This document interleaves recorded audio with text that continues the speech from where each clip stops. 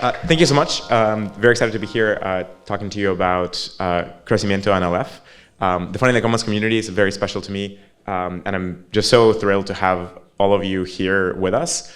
Welcome to Buenos Aires. I think many of you have been here for many days. I hope that you have an amazing time for the rest of the week or longer if you choose to stay. But what I'm going to talk about today is the massive opportunity that exists here. And fair warning, a lot of these slides are a little bit old. I have some new slides, but some of these are kind of a few months old. There's even cooler stuff that hasn't even made it into this deck. So strongly recommend checking out the Crecimiento website and so on. This is a little bit about me. This talk is going to be at the intersection of crypto, macroeconomics, startup ecosystems, global economies, and kind of what's next. So I'm going to set the stage by talking a little bit about the history of Argentina and the kind of backdrop behind this opportunity. So Argentina started at the top of the world. In the beginning of the 20th century, Argentina was one of the top 10 countries by the world ranking of GDP per capita. So it truly was at the very top of the world. And unfortunately, a whole bunch of mismanagement over time, lots of different reasons, Argentina has had like this tragic fall from being in the top of the world for the entire half of the 20th century. It reached like this really terrible point where inflation got up to 150% per year. Eventually, in the very last moment, 250% per year.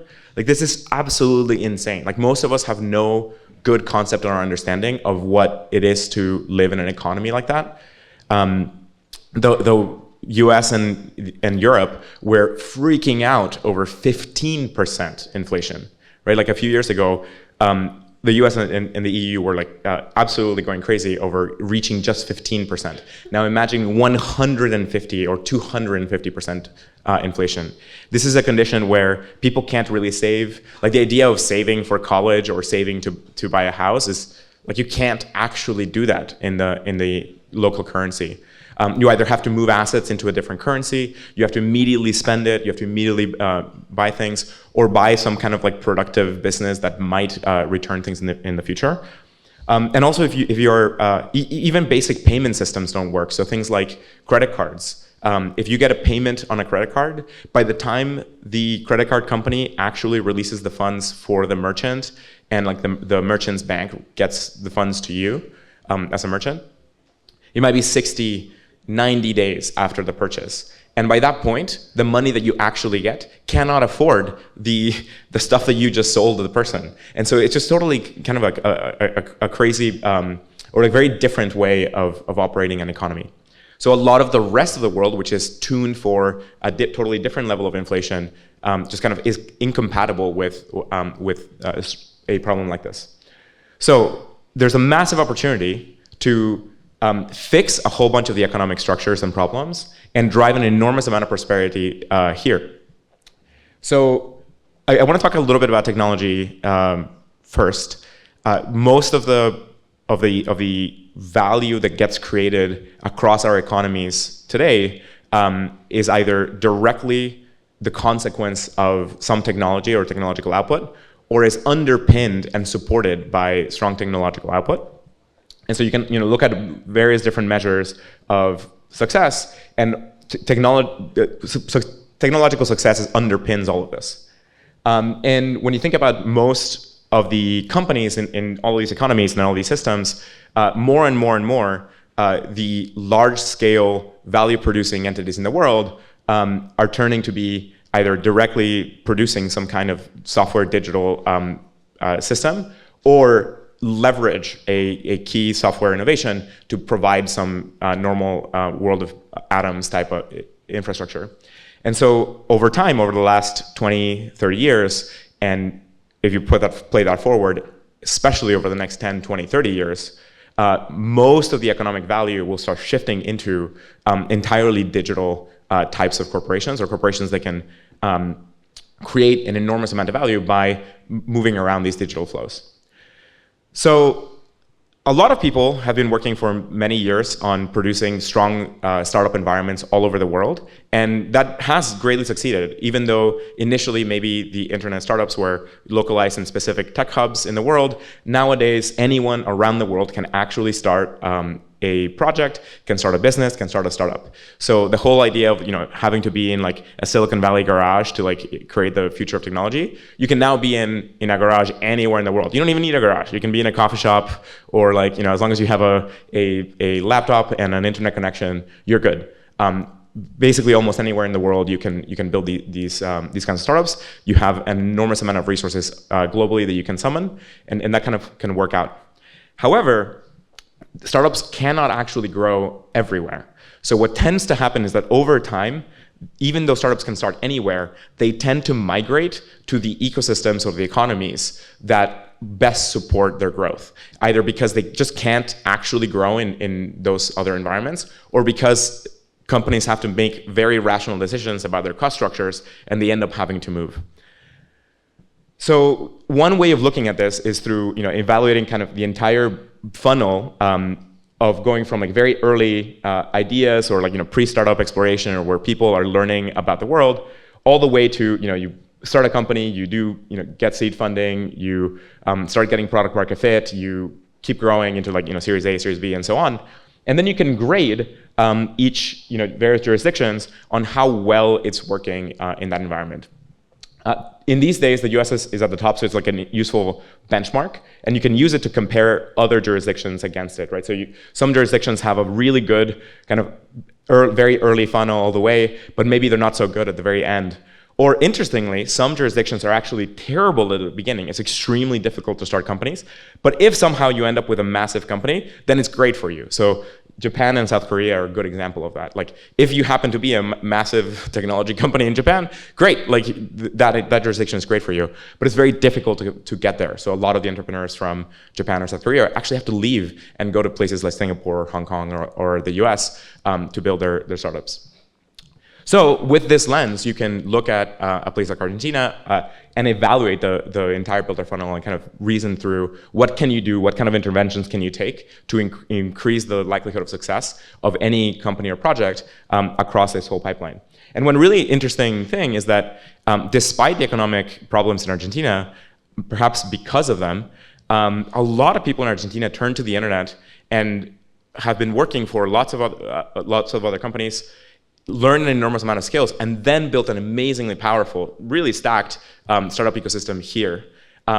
However, most of those companies aren't actually incorporated in Argentina. They have to go to Uruguay, they have to go to the US, they have to actually be incorporated elsewhere. But most of the talent that creates those companies and that builds those services is Argentinian. We are in a world where these days, you can figure out whether a company, especially in software startup land, is going to succeed.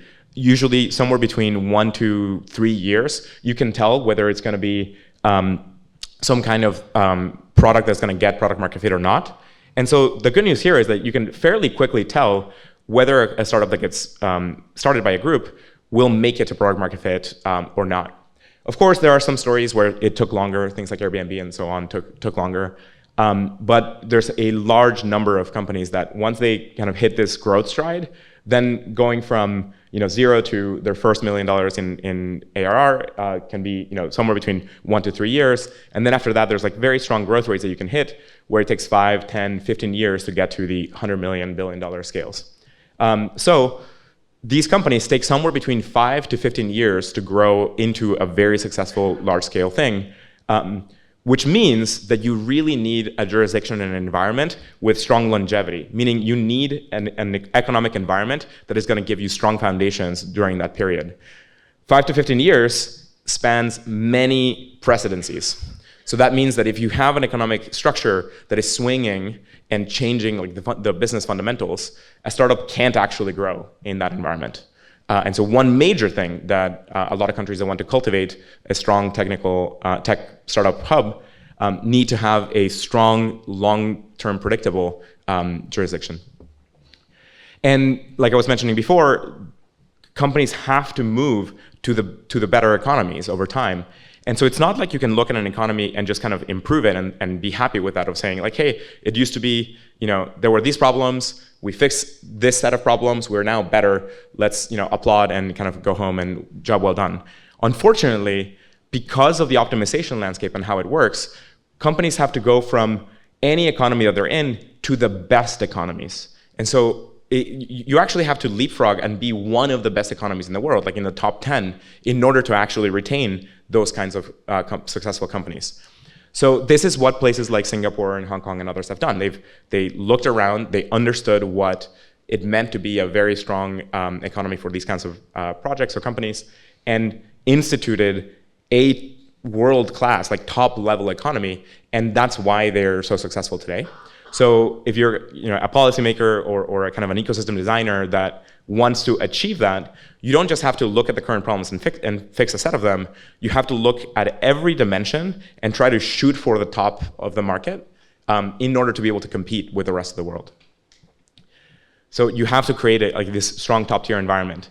And the good news here is that it's possible in a short enough time frame. So a lot of people look at places like London or New York that took centuries to develop in some cases. But if you look at Seoul, Singapore, and Dubai, in a matter of 20 to 40 years, they were able to radically transform themselves into top-tier environments. And they did this with some good standard common law type structures, good for business regulation. They focused on attracting various different kinds of financial services or technology companies. They focused on attracting talent and investment and so on. And they approached this in different ways. Singapore is a much smaller city-state than, say, South Korea. And then Dubai used a whole bunch of economic zones in order to achieve this. They took very different policy paths, but the transformation is similar. You had a dramatic shift in the matter of 20 to 40 years. Like the Dubai pictures are just amazing. It's just kind of like going from 1991 to 2016. It's just like a world of difference. And by the way, that's with like a tiny fraction of the oil of Venezuela. So I will not accept the statement that like Venezuela can't do this. Venezuela can absolutely do this. It's just management. We started in a moment where crypto is software eating law and software eating finance, and we have a structure where we could be using software systems to dramatically improve the macroeconomic conditions of a place. And this is something that I think is starting to get explored by a bunch of people. Like we're starting to talk about building kind of cities on chain and digital jurisdictions and all that kind of stuff. And so this is kind of like partly where a lot of the kind of opportunity comes from. So I claim that Argentina could go from its standing in the kind of like GDP graphs and completely leapfrog a range of other countries and get into the top 10, top 20 spots if Argentina institutes a top-tier world-class environment for building technology companies. If Argentina can do that over the next 2 to 6 years and create a robust foundation that will last 15 years, then this is possible. It sounds hard, but it's not actually that hard.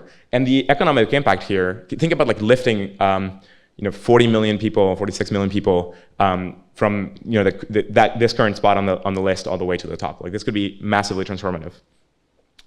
So how do we do that? Well, you can look and the Argentinian economy, analyze a bunch of the frictions and realize that a bunch of them come down to just how financial instruments move, how people use money, how people save, the kind of rate of inflation, the availability of credit, the difficulty in incorporating companies, all of that kind of stuff. There's a lot of frictions, but each one of those frictions is not that hard or not that complicated. And so what you can do is like realize that the crypto industry has been building this new financial infrastructure that can support and fix a bunch of these problems.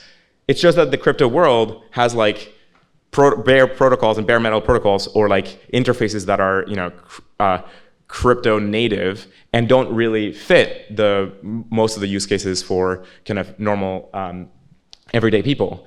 And so the way to solve this is that for each of these problems, you can go and start a company to adapt the underlying technological components that crypto gives you and produce a very high quality service and product that tunes for a specific segment of the market and provides a good user experience that meets customers where they are. And so my claim is that Argentina is basically 10 to 20 successful startups away from being one of the top 10, top 20 countries in the world by GDP per capita. And so like this is like the opportunity. It's like, hey, if you just kind of look at these problems, help a lot of founders and teams understand them, help seed the ecosystem, help support their growth, you could get there in a matter of 5-10 years.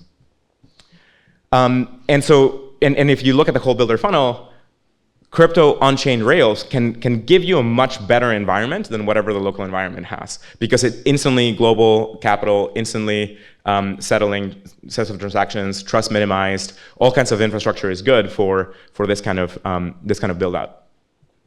And the amazing thing is that there's already a number of Argentinians doing this here, both at the forefront of crypto and at the forefront of AI. There's a range of companies building a set of these components, and the whole point is like both accelerate what they're doing, figure out what is not being done, and help support companies in that area. And so that's kind of like all the kind of bottoms up perspective and kind of ecosystem building. And also know that right now, after this kind of inflation story, the country got fed up with that and elected Milei, who took a totally radical, different direction here of trying to fix this economic structure, primarily focusing on bringing down inflation and deregulating a whole bunch of like over-regulated industries. And so this shows that there's massive grassroots support for a shift in the economic landscape, and now a top-down support from the administration being able to institute these kinds of improvements. So this is the opportunity that we're all here for. Like this is why the Crecimiento group kind of is focused on this set of problems, why we got the entire Ethereum community to come down here for DevConnect, is this kind of massive bottoms-up crypto adoption where there's 1 in 4 Argentinians use crypto and use stablecoins and things like that. Massive bottoms-up adoption, and now strong top-down support. And so this presents like this golden moment of opportunity that could, in a matter of 4 to 10 years, totally transform the country and serve as a blueprint for many other economies globally. So how do we do this? So this is where the Crecimiento movement started. It came from this kind of idea of like, hey, how can we like catalyze this success? Most of the talk that I've spent most of my time kind of talking about the reasoning for this, because a lot of the kind of activity of the movement, I think a lot of folks here are familiar with like the hub and the activity of the movement and so on, and you can find a lot of this. So I'm going to breeze through a bunch of these slides, but know that you can find all of this stuff on the website. So the movement is trying to catalyze this improvement to help a bunch of builders build these kinds of startups. It's focused on like 3 major goals: bringing 5 to 10 million people on chain, like grow from the 4 million to 5 to 10 million. That's like a sizable fraction of the country. Make Argentina's tech startup ecosystem around 10 times larger and better in terms of the frictions. And then this third point, figuring out this hard question around how do you build a 20-year stability framework for these companies, because they are going to need that landscape. There's a lot of stuff going on. If you haven't been to the hub, strongly recommend you go to the Aleph hub. Go check out the ecosystem. It has massive impact. I'll show some numbers as well. There's a number of events happening right now. And the community kind of structures this activity in this framework. We look at kind of different years. We'll look at accelerators of different types that we can run, both for individual people and for startups. We use pop-up cities to kind of get a critical mass of people thinking about a set of problems, and so on. We're already kind of catalyzing. I think it's a little bit hard to count, but it's kind of like on the scale of like $15 million worth of kind of investment in Argentina that has been catalyzed by Crecimiento, with a possibility of getting into the billions by 2030, which would be pretty awesome. And the scale of impact so far is huge. Like we are talking about thousands of people participating in a bunch of these programs. Really things like some of the online programs and things like the large events like DevConnect start reaching into the tens of thousands of people, which is awesome. There's thousands of startups that have engaged, and of those, like around 230 have gone through specific accelerator programs and been supported. And a year ago we had like this slide of like, let's bring Argentina, let's bring all of crypto to Argentina, and like we're on the path to that. I'll show you some slides of the first pop-up that we ran. There's better pictures and so on from some of the recent ones. But this is kind of like a view into the very first pop-up that Crecimiento ran, which is Aleph. And these are some of the gatherings, some of the work from a range of startups, Regulation Day, Demo Day. That had around 300 different events, a couple thousand people. There's a video which I don't think. Oh yeah, it'll play. There's really exciting epic music, but it's cool. I think we can just see. It was like a really awesome. By the way, the pop-up city movement is a very good idea for how do you kind of help organize a range of people to work on and think about these kinds of ideas very quickly. At that time, we onboarded a range of merchants around to use crypto and to be able to use various different kind of like crypto payment systems to totally sidestep this credit card problem. We built this long-running hub, which you can go visit, like highly recommend. And then we had this idea of like citizen passports. All of these was on chain, so everyone got their Aleph passport, and you could like kind of mint it on chain and use it. We played with stablecoins, and so there was like a stablecoin that you could use for purchasing food and so on. A lot of visits from various groups. It was kind of like all over the press. We had Regulation Day was a really special moment where a lot of the policymakers in Argentina came together to talk about crypto. This was before crypto was cool again globally. This is kind of like at the height of the negative U.S. sentiment. And yeah, then we kind of like ran a demo day, and we helped support a range of the startups in building their things and telling the world about what they're doing. So yeah, this was like really awesome. And of course, the asados were a critical thing. If you haven't been to an Argentinian asado, you've got to do it. So this was like really awesome. And all of what you're seeing today and all of the experience that you have now is like 10x larger than what this was. But this was the seed that enabled this kind of activity to happen. So kind of like where are we headed from here? This is what Crecimiento is going to focus on in 2026. There's going to be another pop-up city in March. So if you like Buenos Aires, if you've enjoyed your time here over the last week, strongly consider coming and joining us again. There's going to be a range of accelerators in April, May, and June. And then there's going to be another Startup World Cup. There's a current Startup World Cup going on right now. The finale is like later today at the Dev Connect venue. Come check that out. And just remember that all of this is a big builder funnel. All of this requires a range of programs that can support the development of people and the development of companies and so on. And there needs to be kind of a range of programs. And one key question is like, how do you do this with that kind of 15 to 20 year longevity in a jurisdiction that has had this pendulum swinging of shifting political structures? And so that's where taking inspiration from Dubai, Singapore, Seoul, and so on can be very helpful. This is where the concept of an economic zone came from, of saying, hey, actually, like these systems were able to create like kind of like a ring fence structure to be able to create a protective environment that can let these companies develop. And so, if you're kind of, if fixing a lot of laws is super difficult, then perhaps an economic zone might be like the right path. And this has been used in a range of countries. We had the world experts on economic zones helping us design this a year ago, of figuring out what is Argentina's zone of opportunity to be able to use these economic zones to improve the situation. And that's where kind of like the concept came from, of saying, hey, instead of like a physical economic zone in a particular location, actually potentially make it entirely digital and put it on a blockchain. And so there's a bunch of, so that was kind of like the idea a year ago that has translated into a whole bunch of thoughts and work around how to construct this.